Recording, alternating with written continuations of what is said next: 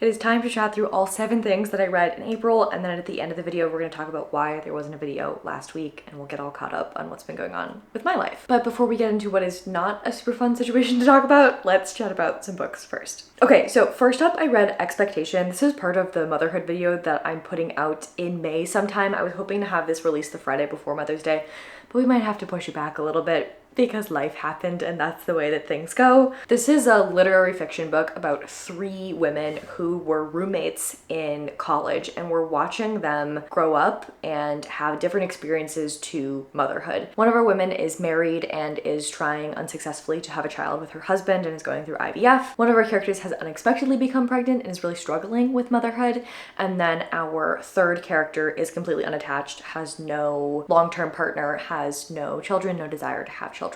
We're kind of watching the way that these women are navigating their relationships with each other and navigating their relationship to motherhood itself. And it's really fantastic. Again, I'm going to go into this much more in depth when we get into that video in May, but I think this is really, really well written and would be a fantastic book for anyone to read. I think if you like Sally Rooney and that sort of vibe, I think you're really gonna like this. Then I read An Education of Malice, which was one of my most anticipated books of the year, and it was a huge flop for me. I think I ended up giving it 2 stars. I really did not love this. I did have someone say in the comments of that video that they had not read Carmilla. This is a Carmilla retelling, and so maybe if you haven't read Carmilla, you'll get more out of this because it really doesn't feel like a Carmilla retelling, but I can kind of see how if you haven't read the original story, this might actually be a super enjoyable book for you because I don't think there's anything, well, I think a lot of my issues with this book stemmed from the fact that it didn't feel like a Carmilla retelling at all in any way, and I was really excited to get that. I was really excited to get a queer Carmilla retelling. It fell flat on that expectation, but maybe if you go into this not expecting that,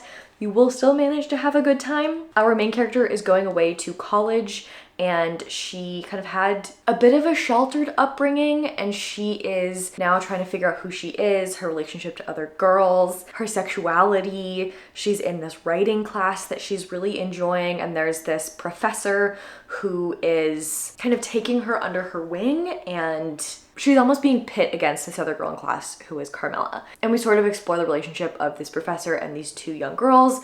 There's vampires, it gets interesting. I think if you liked House of Hunger and you wish it was set at a school and had like a 70s school vibe, although I did feel like the time period was a little confused with this, it kind of feels a little bit like, I'm gonna make a Saltburn comparison, and I don't want you to think that it gets as crazy as Saltburn because it doesn't, and if you're wanting that, you'll be disappointed. But it kind of gives that vibe of like 2 students at college who are sort of rivals, but also kind of obsessed with each other, and it gets a little messy, but then throw in like there's a professor in there who's like kind of in the middle of a weird love triangle. It was an interesting ride, and I unfortunately didn't love it. Then I read Funny Story, which I adored. This is one of my favorite Emily Henrys. I don't think I can say that. I think I love all of them equally. I think Beach Read is still my absolute favorite, but Funny Story was so good. I absolutely love just the cover of Funny Story. It's so gorgeous. It's so stunning. I love this color. And I absolutely loved the writing of this, the banter, the storyline. So we're following our 2 main characters, our love interests. Both of them have just been broken up with their long-term partners who are now dating each other. So our main character, we find out that her fiance on his bachelor party has basically like come home from his bachelor party, and while he was there, his girl best friend, childhood best friend, professed her love for him, and he called off the wedding and goes to be with her and is gonna marry her like a month after he was supposed to marry this other girl, which was an interesting choice on his part. He sucks, by the way. He doesn't have a redemption arc. We don't like him. The girl he's now engaged to also had a long-term partner. I forget if they were engaged or not, but he's our new love interest. Our 2 main characters become roommates and they end up like fake dating a little bit, and it's so cute. The male love interest in here reminded me a lot of my boyfriend and just the way that I learn so much about other people when I'm out with him because he always asks such insightful questions and it's just such a ray of sunshine in my day. So this book was really nice and tender for me, especially because it reminded me of my relationship, which I always love being reminded reminded of. Funny story, was fantastic, absolutely 5 stars. I don't remember if I told you what expectation was. It's 5 stars too. So we have a 5-star, a 2-star, and then a 5-star again. 50 Beats to Break Your Heart and Other Stories. I think I do have a copy of somewhere. 50 Beats to Break Your Heart and Other Stories was the 3rd thing I read in that most anticipated books of 2024 video. This is by Jenna Rose Nethercott, who wrote Thistlefoot, which is another 5-star. I absolutely loved this book. This book did not disappoint. This was so good. I love a short story collection, and I'm going to tell you what some of my favorites were from here. These are all quite dark. I think Thistlefoot was kind of almost a shock to me on how dark it was. It was in the Goodreads Choice Awards for fantasy, and I felt like it did have quite a few horror elements in it, and I feel kind of the same way about this. I think if you like How High We Go in the Dark and Her Body and Other Parties, this is kind of like a similar vibe. Both of those books together equals this. Plus fantasy, it is deeply fantasy. Okay, so my favorites were Sundown at the Eternal Staircase, which is about this eternal staircase and these 2 people who work there. A Diviner's Abdicarian. The Thread Boy, one of my favorite short stories I've ever read. It's about this boy made out of thread and the way that his threads keep getting caught on things and like the connection to people and places and how it kind of is unwinding him and pulling him in different directions, and just the ending of that, incredible. The War of Fog was one of the coolest, weirdest stories I've ever read. I also loved A Lily is a Lily, and Homebody is just, especially if you like Carmen Maria Machado, talking about women and women's roles and the expectations that society has of them and our relationship to men.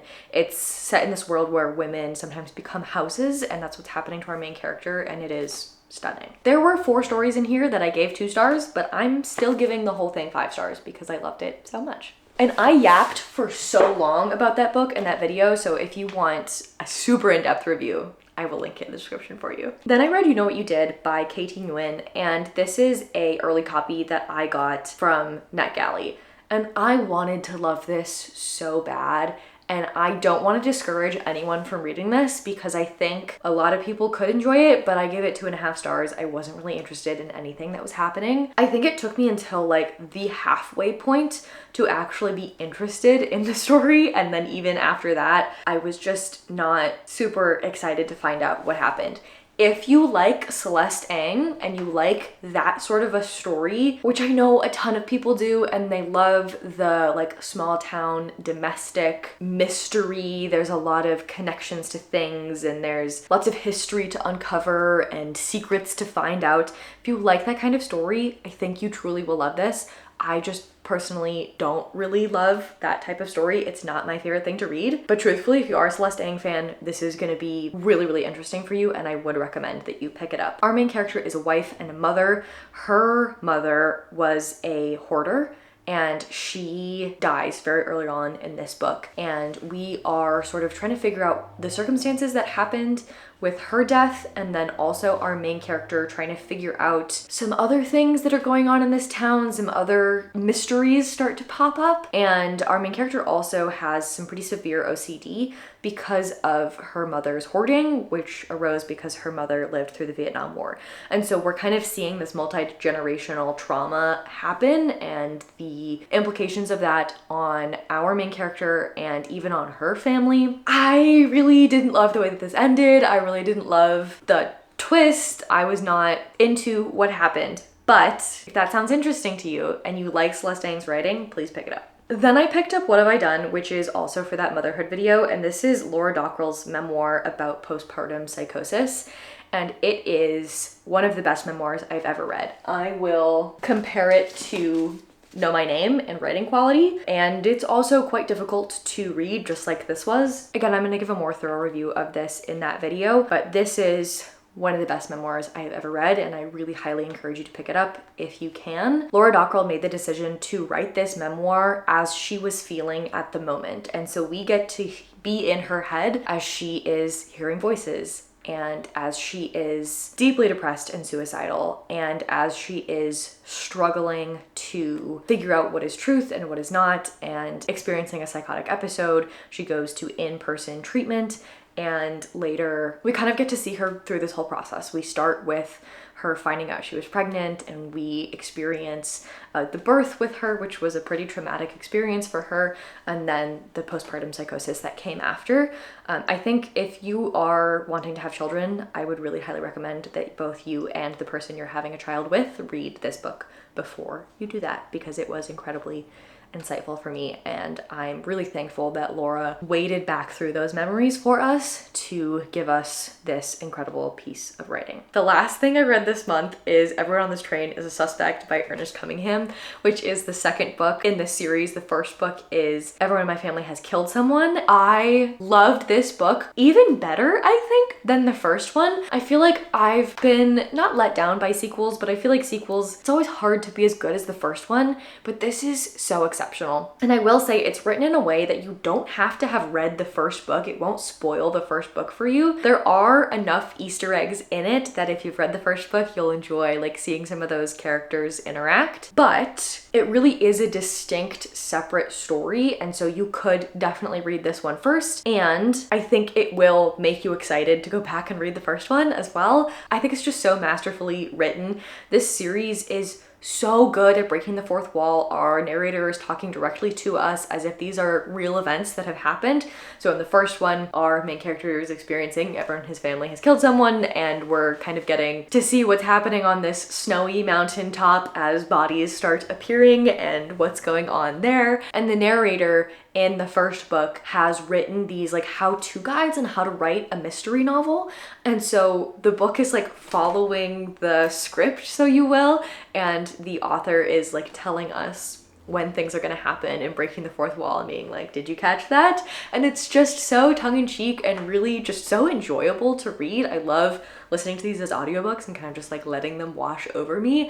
I was so invested in the mystery in this second book. I was really trying to figure out who done it. I thought I'd figure it out. I didn't figure it out. It was so entertaining. I was surprised. I loved every single page of this book, and I really felt like it was taking what the first book did, this gimmick of the author talking directly to us, and these are all true events, and by the way, I know exactly how to write a crime novel, and it was doing the same thing, but still felt new and fresh. Like, I really don't understand how this author did that. It was so well done, and I would encourage anyone to pick this up. And that is everything that I read this month. I am so close to finishing The Angel of Indian Lake, which is the third book in the, gosh, what's it called? Indian Lake trilogy, maybe? This series. The first book is My Heart's a Chainsaw, which I guess I don't have a copy of because I keep giving them away to people because it's like my favorite book of all time. I literally have an hour left of this audiobook, and I was trying to finish it so I could talk about it because it is so good, but I don't know how the last hour is gonna go, and I don't know how this is gonna end, and I have some theories because this is the last book in the trilogy, and so I'm worried that certain things are going to happen, but I will have to wait until next month to tell you what happened. But so far, I am loving it so much, and if you have been waiting to see whether or not the third book was good to pick up the first one, start reading. I bet you the ending of this third book is gonna be so good. Even if I hated the ending, I would still tell you, you have to at least read My Heart's a Chainsaw. If you are a fan of slashers, you're gonna wanna pick up this trilogy. We're following Jade Daniels. She is so 17 in the first book. It's just, if you're a lover of slashers, you're gonna love this entire franchise. It's so good. But I still haven't finished the third book, so I can't tell you how it ends, so I can't give you a full review, so you'll have to wait until next month, but I did love it. That is everything that I read this month. I am gonna go change my battery, and then we'll chat about what happened in my personal life this month, and I'll give you guys a little update on what's been going on with me. I'll be right back. You may have noticed there wasn't a video last week. That is because on Wednesday of last week, I had to rehome my dog, Sully. I'm going to share what happened because I want anyone else who's going through a similar situation to hear that there are ways that this can turn out okay, and that no matter how many times someone tells you that you're in an impossible situation, sometimes there is another option. I really haven't shared any of this story with any of you or really with anyone in my life besides my parents and Dan, because it's been a really shitty situation, and I'm gonna stop beating around the bush. Sully is a rescue that I got when he was a puppy, and he's always been incredibly anxious, and I really thought that I had the skill to help train him. Unfortunately, even with medical intervention from the vet, Sully's been on anxiety meds for almost a year now. We tried absolutely everything to help this dog be be happy and healthy and secure. And he, unfortunately, when he got anxious and scared of something, he would get aggressive. You guys know Sully as the teddy bear that he is 80-90% of the time, but that other 10% of the time he snaps. And he's almost 100 pounds and it's scary. And he bit me many times. He bit Dan, he bit the vet. There have been a few times where he has broken out of our fence and chased after cars. And I was so worried that he would break down the fence and hurt someone's dog or hurt someone's child. And back in December, I decided that I was in over my head and I needed to find Sully another place to live because I didn't trust him anymore. We've been working on the training and I really truly thought that we could get through this and we could get past this. He was supposed to be my forever dog and I love him so much. But unfortunately, we lost that trust. He didn't trust me, I didn't trust him, and it wasn't a good situation for either of us, and he just kept biting me. I think someone abused him when he was a puppy. He came to me with scars on his neck. He's always been really sensitive around his collar, and he always, you know, when a dog's been hit, he shied away every time you would reach over him or try to pick something up or tell him to get off the counter. We were so gentle with him, but he was just so scared that we were gonna hit him, and it really messed him up. Starting in December, I started to call every Great Pyrenees rescue I could find. I started to call every humane society and shelter I could find. I called everyone that I could think of, both in my state and across the United States, to see if anyone had any advice or if anyone had any room in their shelter where they could take him and find him a place where he wouldn't be so anxious. Everyone told me that they couldn't take a dog with a bite history. Some people told me that I should put him down. Basically, nobody had any answers for me, and I was really sure that I was gonna have to put him down because it just kept getting worse and it wasn't a safe situation for anyone involved. And spoiler alert for the video that's coming next week or the week after, I want children, and I know that I would never feel safe having him around kids who were going to overstep his boundaries, because he did not growl, he did not give any sign that he was going to bite, he just bit. And that would not be safe for a child. Finally, I found this guy, Steve. He runs a rescue for Great Pyrenees and other livestock guardian dogs called Villa La Beast. I'm gonna link it in the description. I gave him the story. I told him Sully had a bite history. I told him what was going on. And he agreed to meet me. He drove an hour to meet me at a halfway point, met at a dog park, and Sully tried to attack his dog that he brought to test out with Sully like 3 times, and he stuck with us for an hour and a half to get Sully comfortable enough to get loaded up into the backseat of his truck with this dog, and stayed up until 2 a.m. to introduce Sully to the other dogs that are on his property. Steve's rescue is all about taking these dogs that don't have another shot and training them up around livestock and donating them to local farms so they can do the job that they were bred to do. And Steve sent me a couple of pictures of Sully, and he's acclimating so well, and I know that he's going to be so much happier there, and if he could ever thrive, this is the environment where he's going to be able to do that. Obviously, this has been a really tough situation, and I am still trying to process all of it. I feel like a huge failure as a dog mom. I never ever thought that I was going to have to rehome my dog. I worked really hard to socialize him when he was a puppy. I thought I had done everything right. I learned a lot of lessons through this. I'm sure I made a ton of mistakes. There was no way that he was gonna live the life that he needed with me, and that sucks, and I am not selfish enough to keep him in a situation that is not good for him. So I found him another place where he can thrive. If you have respectful questions, please leave them in the comments and I will do my best to answer them if I can. But I just wanted to let you know why Sully will no longer be in our videos. Okay, I'm done talking about this. I will leave the link if you want to donate to this rescue, which is really fantastic. This guy is a veteran. He supports himself, his wife, and this rescue of 30 dogs off of his VA benefits. And if you're interested in donating, the link is there to help him to save more of these dogs. Okay, that's it. That's all I have for you. I will see you next week. Thank you for your kindness and understanding in advance. I love you all. I'll see you next week.